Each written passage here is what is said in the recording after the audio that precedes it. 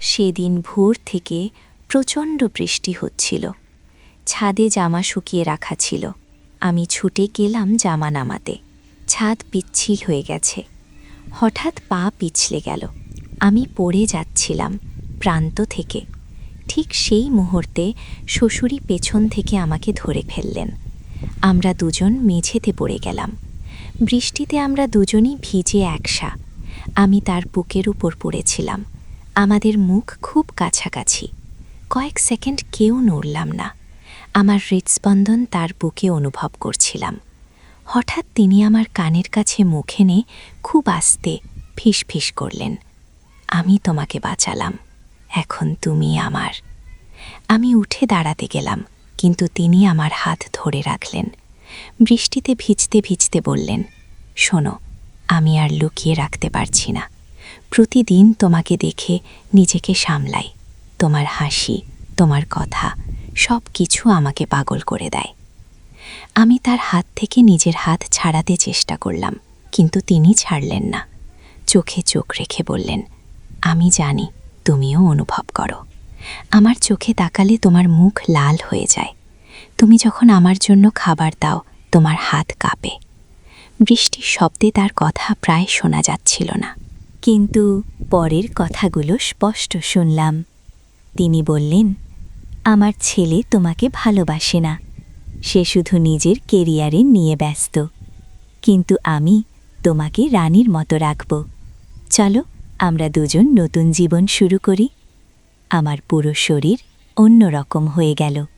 মনের গভীরে একটা লুকানো ইচ্ছে জেগে উঠল, যা আমি কখনো স্বীকার করিনি। কিন্তু মুখের শক্ত গলায় বললাম, না বাবা, এটা পাপ, আমি কখনো এমন করতে পারবো না। এই গল্পটি সম্পূর্ণ শুনলে আপনাদের পানি অটোমেটিক বের হয়ে যাবে। সো যত দ্রুত সম্ভব হাতের কাছে টিস্যু নিয়ে বসে পড়ো। বিছানার চাদর যেন নষ্ট না হয় সেটা সম্পূর্ণ খেয়াল রাখার অনুরোধ জানিয়ে গল্পটি এখন শুরু করব।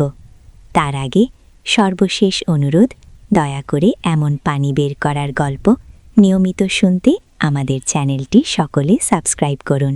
ধন্যবাদ। হ্যালো বন্ধুরা, আমার নাম নীলিমা ঘোষ। আমার বয়স ৩৯ বছর। আমার স্বামীর নাম রঞ্জিত ঘোষ, বয়স ৫২ বছর। আমাদের ২ সন্তান, রাহুল আর পিয়া।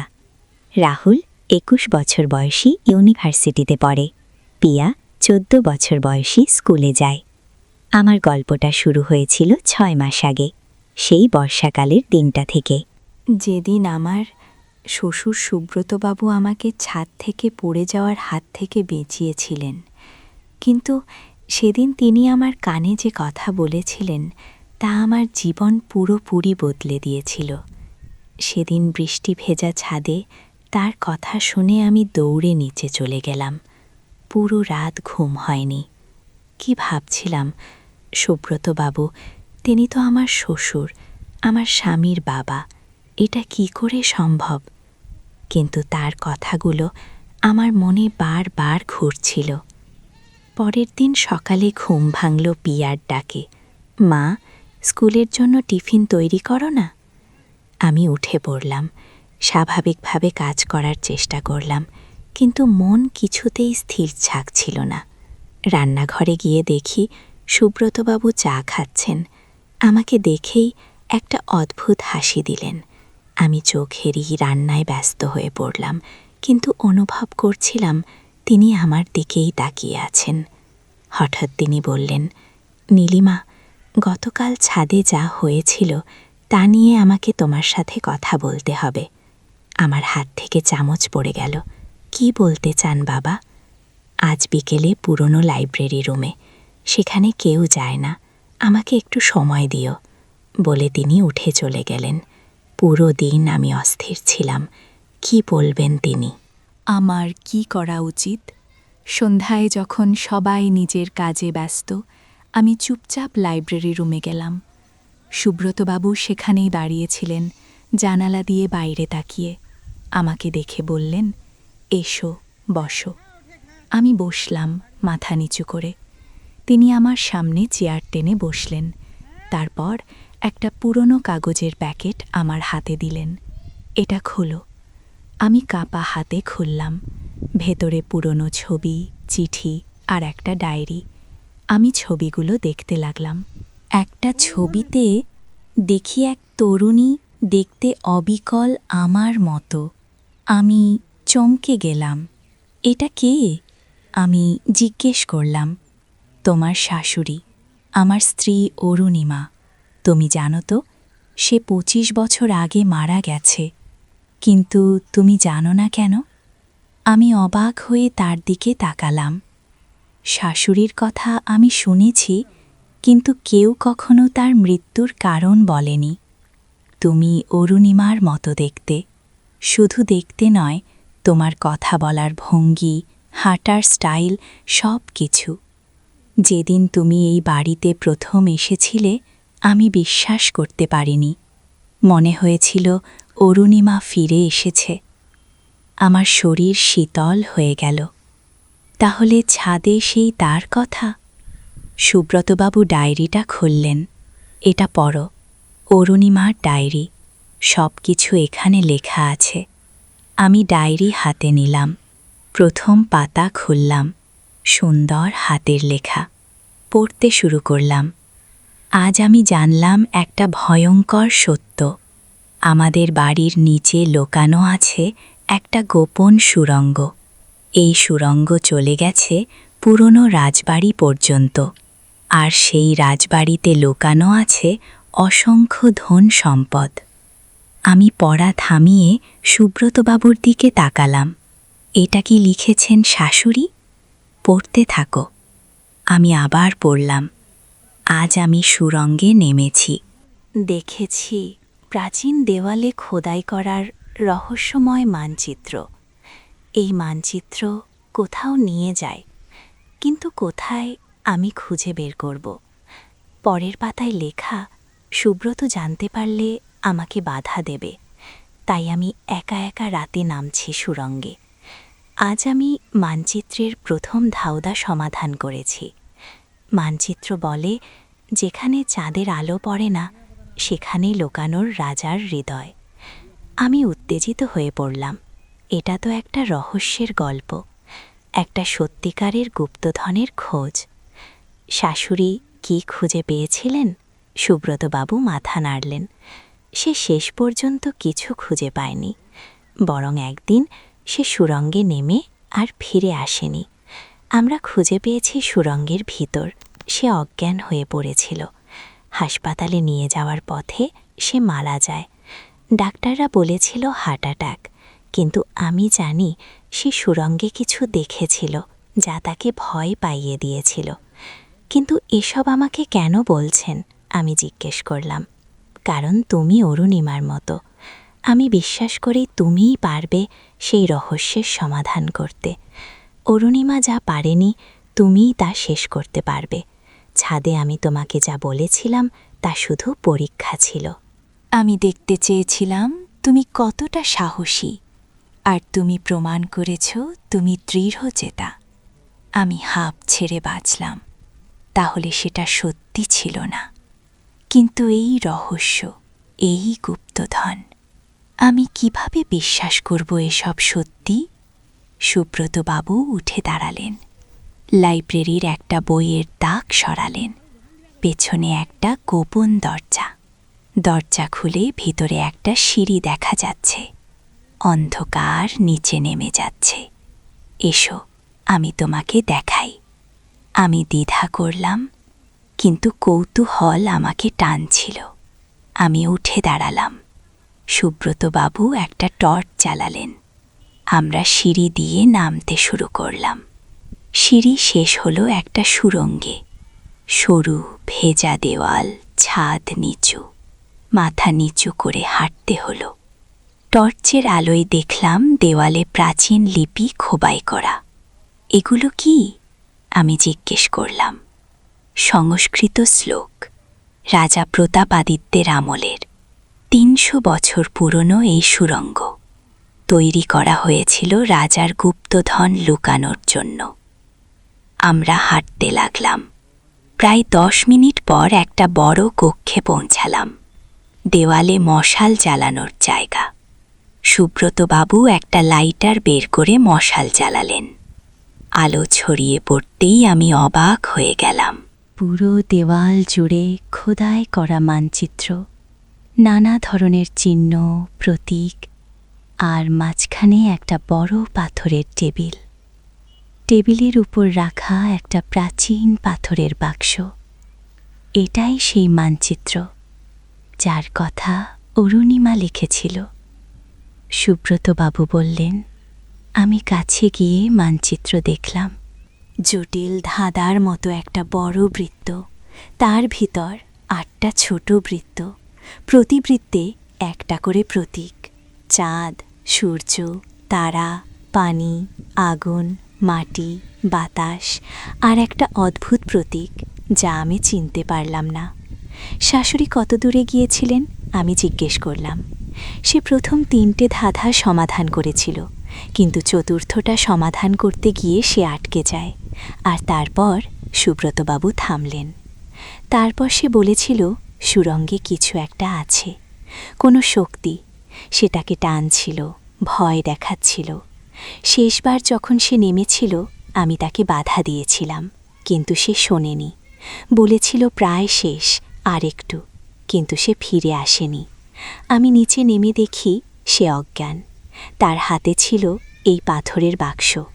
সুব্রতবাবু টেবিলের ওপর রাখা বাক্সটা দেখালেন। এটা খোলা যায় না। আমি অনেক চেষ্টা করেছি, কিন্তু এর কোনো চাবি নেই, কোনো তালা নেই, শুধু ফানেই একটা গোল ছিদ্র। মনে হয় কোনো বিশেষ চাবি দিয়ে খুলতে হয়। আমি বাক্সটা হাতে নিলাম। ভারী পাথরের, প্রাচীন খোদাই। সামনে সত্যি একটা গোল ছিদ্র। আমি চোখ দিয়ে দেখলাম, ভেতরে অন্ধকার। আপনি চান আমি এই রহস্যের সমাধান করি? আমি জিজ্ঞেস করলাম। হ্যাঁ, আমি বুড়ো হয়ে গেছি, আমার আর শক্তি নেই, কিন্তু তুমি জবান, সাহসী। আমি জানি তুমি পারবে। অরুণিমার ডায়েরিতে সব সূত্র আছে, তুমি যদি ধৈর্য ধরে পড়ো বুঝতে পারবে। আমি ডায়েরি আর বাক্স নিয়ে উপরে উঠে এলাম। সে রাতে ঘুম হলো না, পুরো ডায়েরি পড়লাম। অরুণিমা লিখেছেন বিস্তারিত, প্রতিটা ধাঁধার সূত্র, প্রতিটা সমাধানের পদ্ধতি। প্রথম ধাঁধা ছিল চাঁদের যেখানে চাঁদের আলো পড়ে না সেখানে লুকানো রাজার হৃদয়। অরুণিমা বুঝেছিল এর মানে সুরঙ্গের সবচেয়ে অন্ধকার জায়গা। সে খুঁজেছিল আর পেয়েছিল একটা গোপন কুলঞ্জি। সেখানে ছিল একটা লাল পাথর, হৃদয়ের মতো আকৃতির। দ্বিতীয় ধাঁধা ছিল সূর্যের। সূর্য যেখানে জন্ম নেয় সেখানে লুকানো রাজার মুকুট, পূর্ব দিক। সুরঙ্গের পূর্ব দিকের দেয়ালে লুকানো ছিল একটা সোনার টুকরো, মুকুটের অংশ। তৃতীয় ধাঁধা ছিল তারার। তারা যখন ঝরে তখন খোলে রাজার তার। এটা ছিল জটিল। অরুণিমা বুঝেছিলেন রাতে একটা নির্দিষ্ট সময় মানচিত্রের নিচে একটা গোপন দরজা খুলে যায়। সেই দরজা দিয়ে আরেকটা সুড়ঙ্গ। কিন্তু চতুর্থ ধাঁধা কি? পানির ধাঁধা। পানি যেখানে থেমে যায় সেখানে ডুবে আছে রাজার প্রাণ। এটার সমাধান অরুণিমা করতে পারেননি। আমি ভাবতে লাগলাম, পানি থেমে যায় কোথায়? ড্যাম? জলাশয়? না, রাজার প্রাণ মানে কি? প্রাণ মানে জীবন, জীবন মানে শ্বাস। শ্বাস বন্ধ হয় পানিতে। তাহলে হঠাৎ মনে পড়ল সুরঙ্গের মাঝখানে একটা জায়গায় পানি জমেছিল, ছোট একটা পুকুরের মতো। আমি সিদ্ধান্ত নিলাম পরের দিন সেখানে যাব। পরের দিন রাতে সবাই ঘুমিয়ে গেলে আমি চুপচাপ লাইব্রেরিতে গেলাম। সুরঙ্গে নামলাম, টর্চ চালিয়ে এগোতে লাগলাম। সেই পানির জায়গায় পৌঁছালাম। পানি বেশ গভীর মনে হলো। আমি জুতো খুলে পানিতে নামলাম। ঠান্ডা, হাঁটু অবধি পানি। আমি হাঁটতে লাগলাম। হঠাৎ পা কিছু একটাই ঠেকল। নিচে হাত দিয়ে দেখি একটা পাথরের বেদি। বেদির ওপর কিছু একটা রাখা। আমি হাত দিয়ে তুললাম। একটা ছোট মূর্তি, রাজার মূর্তি, হাতে একটা চাবি। আমি উত্তেজিত হয়ে গেলাম। এটাই নিশ্চয়ই সেই চাবি যা দিয়ে পাথরের বাক্স খোলা যাবে। আমি দ্রুত ফিরে এলাম কক্ষে। বাক্সটা হাতে নিলাম, চাবিটা ছিঁড়ে ঢোকালাম, পুরোপুরি মিলে গেল। আমি ঘুরালাম, একটা ক্লিক শব্দ হলো, বাক্স খুলে গেল। ভেতরে একটা পুরনো চামড়ার পাঁচমেন্ট। আমি খুলে পড়তে লাগলাম। সংস্কৃতে লেখা, কিন্তু নিচে বাংলায় অনুবাদ করা আছে। যে এই বাক্স খুলবে সেই পাবে রাজার আশীর্বাদ, কিন্তু সাবধান, গুপ্তধনের পথ সহজ নয়। তোমাকে পার করতে হবে আগুনের পরীক্ষা, মাটির পরীক্ষা, বাতাসের পরীক্ষা এবং শেষে রহস্যময় অষ্টম পরীক্ষা। যে পাশ করবে সে পাবে রাজার সম্পূর্ণ ধন, যে ব্যর্থ হবে সে হারাবে সব কিছু। আমার গা শিউরে উঠল। তাহলে এখনও 4টে পরীক্ষা বাকি, আর সবচেয়ে রহস্যময় অষ্টম পরীক্ষা। আমি ভাবলাম ফিরে যাই, কিন্তু কৌতূহল আমাকে ছাড়ল না। পার্চমেন্টে একটা মানচিত্র আঁকা, পরবর্তী পথ দেখানো। আমি সেই পথ ধরে এগোতে লাগলাম। সুড়ঙ্গ আরও শুরু হয়ে গেল, এত সরু যে আমাকে পাশ ফিরে হাঁটতে হলো। প্রায় 15 মিনিট পর একটা বড় গুহায় পৌঁছালাম। গুহার মাঝখানে একটা গর্ত, গর্ত থেকে ধোঁয়া বের হচ্ছে। আমি কাছে গিয়ে দেখি গরম বাষ্প, একদম গরম দেয়ালে লেখা, আগুনের পরীক্ষা। যে ভয় পায় সে পিছিয়ে যায়, যে এগিয়ে যায় সে পায় পথ। আমি বুঝলাম এই গরম বাষ্পের মধ্যে দিয়ে যেতে হবে, কিন্তু কিভাবে? আমি চারপাশে দেখলাম, একপাশে একটা পুরনো কাপড়ের টুকরো পড়ে আছে। আমি তুলে নিলাম, পানিতে ভিজিয়ে মুখে বাঁধলাম। তারপর দ্রুত বাষ্পের মধ্যে দিয়ে দৌড়ে পার হলাম। পাশে আর একটা সুড়ঙ্গ। আমি ঢুকলাম, এবার মাটির পরীক্ষা। সুড়ঙ্গ হঠাৎ নিচে নামতে শুরু করল, খাড়া ঢাল। আমি পিছলে পড়ে গেলাম, গড়িয়ে নিচে নেমে গেলাম। আঘাত লাগলো হাতে পায়ে। নিচে একটা কাদার গর্ত। আমি কাদার পড়ে গেলাম। উঠে দাঁড়ানোর চেষ্টা করলাম, কিন্তু কাদা আমাকে টেনে ধরছে। আমি বুঝলাম এটা চোরা বালির মতো, যত নড়াচড়া করব তত ডুবে যাব। আমি শান্ত হলাম, ধীরে ধীরে চিত হয়ে শুয়ে পড়লাম। ওজন ছড়িয়ে গেল। আমি হাত পা নেড়ে সাঁতারের মতো করে এগোতে লাগলাম। ধীরে ধীরে পার হলাম। পরের পরীক্ষা বাতাসের। একটা সরু সেতু, দুপাশে গভীর খাদ। সেতুর উপর প্রচণ্ড বাতাস বইছে। আমি এক পা করে এগোতে লাগলাম। বাতাস আমাকে ঠেলছে। আমি ভারসাম্য রাখার চেষ্টা করছি। হঠাৎ একটা জোরে ধাক্কা। আমি প্রায় পড়ে যাচ্ছিলাম। কোনো মতে নিজেকে সামাল দিলাম। প্রায় 5 মিনিট পর সেতু পার হলাম। এবার সামনে একটা দরজা, দরজায় লেখা অষ্টম পরীক্ষা, রহস্যের পরীক্ষা, তোমার মনের গভীরে লুকানো সত্যের পরীক্ষা। আমি দরজা ঠেলে খুললাম। ভেতরে একটা ছোট কক্ষ, মাঝখানে একটা আয়না। আমি আয়নার সামনে দাঁড়ালাম। হঠাৎ আয়নায় আমার প্রতিবিম্ব নয়, দেখা গেল অরুণিমাকে। তিনি আমার দিকে তাকিয়ে হাসছেন। তারপর বললেন, তুমি এসেছ, আমি জানতাম তুমি আসবে। আমি চমকে পিছিয়ে গেলাম। আপনি আপনি কিভাবে? আমি এই সুড়ঙ্গের রক্ষক। আমি মরে যাইনি, আমি এখানে আটকে আছি। এই অষ্টম পরীক্ষায় আমি পাশ করতে পারিনি, কারণ আমি মিথ্যে বলেছিলাম। কি মিথ্যে? এই পরীক্ষায় তোমাকে একটা প্রশ্নের উত্তর দিতে হবে, সত্য উত্তর। যদি মিথ্যে বলো, তুমি এখানে চিরকালের জন্য আটকে যাবে, আমার মতো। আমার শরীর কাঁপতে লাগল। কি প্রশ্ন? আয়না থেকে একটা কণ্ঠ এসে আসলো, গভীর ভয়ঙ্কর। তুমি কেন এসেছ? ধন চাও, খ্যাতি চাও, নাকি অন্য কিছু? আমি ভাবলাম, কেন এসেছি? সত্যি কি ধনের জন্য? না, আমি এসেছি কৌতূহলের জন্য, রহস্য সমাধানের জন্য। আমি সত্য বললাম, আমি এসেছি একটা অসমাপ্ত গল্প শেষ করতে। আমি জানতে চাই কি ঘটেছিল, কেন অরুণিমা আটকে গেলেন। আমি তাকে মুক্ত করতে চাই। কণ্ঠ বলল, তুমি সত্য বলেছ, তোমার হৃদয় পবিত্র, তুমি পাশ করেছ। হঠাৎ আয়না থেকে অরুণিমা বের হয়ে এলেন, কিন্তু এবার তিনি আর ভূত নন, তিনি আসল মানুষ। তিনি আমাকে জড়িয়ে ধরলেন। ধন্যবাদ, তুমি আমাকে মুক্ত করেছ। 25 বছর আমি এখানে আটকে ছিলাম, কারণ আমি মিথ্যে বলেছিলাম। আমি বলেছিলাম ধন চাই, কিন্তু আসলে আমি চেয়েছিলাম সুব্রত খুশি করতে, আমাদের পরিবারকে ধনী করতে।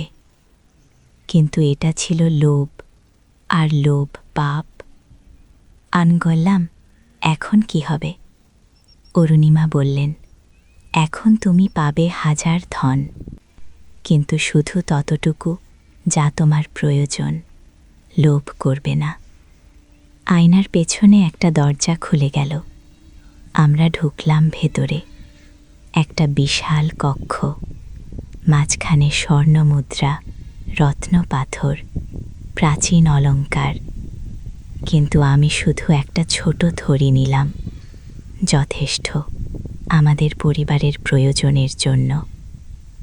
অরুণিমা হাসলেন, তুমি বুদ্ধিমতী, চলো ফিরে যাই। আমরা ফিরে এলাম লাইব্রেরিতে। দেখি সুব্রতবাবু বসে আছেন।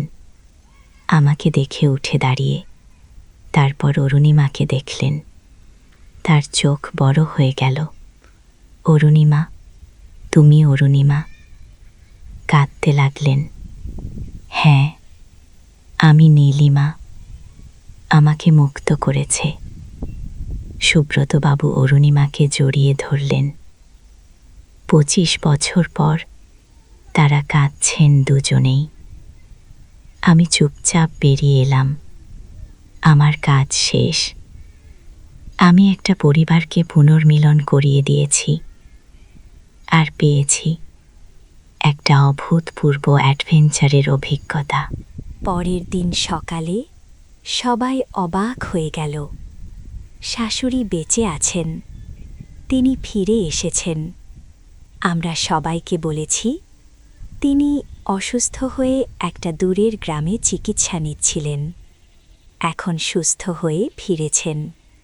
রাহুল আর পিয়া খুশিতে লাফাচ্ছে, তাদের ঠাকুমা ফিরে এসেছেন। রঞ্জিত অবাক, কিন্তু খুশি, তার মা বেঁচে আছেন। আর আমি পেয়েছি একটা অবিশ্বাস্য গল্প, যেটা আমি কাউকে বলবো না, কারণ কেউ বিশ্বাস করবে না। কিন্তু আমি জানি এটা সত্য, আর এই সত্য আমাকে শক্তি দেবে সারা জীবন। রাতে খাওয়ার টেবিলে সবাই একসাথে বসেছি। অরুণিমা গল্প বলছেন তার চিকিৎসার কথা। সুব্রতবাবু হাসছেন, রঞ্জিত শুনছেন, রাহুল আর পিয়া মজা করছে, আর আমি শুধু দেখছি আমার পরিবারকে সুখী, একসাথে। আর মনে মনে বলছি, ধন্যবাদ অরুণিমা, আপনি আমাকে দিয়েছেন জীবনের সবচেয়ে বড় উপহার, একটা অসাধারণ অভিজ্ঞতা আর একটা সম্পূর্ণ পরিবার।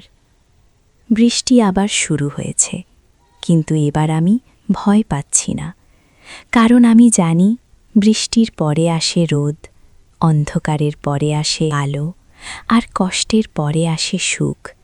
এই হলো আমার গল্প, নীলিমা ঘোষের গল্প, একজন সাধারণ গৃহিণীর অসাধারণ অ্যাডভেঞ্চারের গল্প, একটা রহস্য সমাধানের গল্প, একটা পরিবার পুনর্মিলনের গল্প।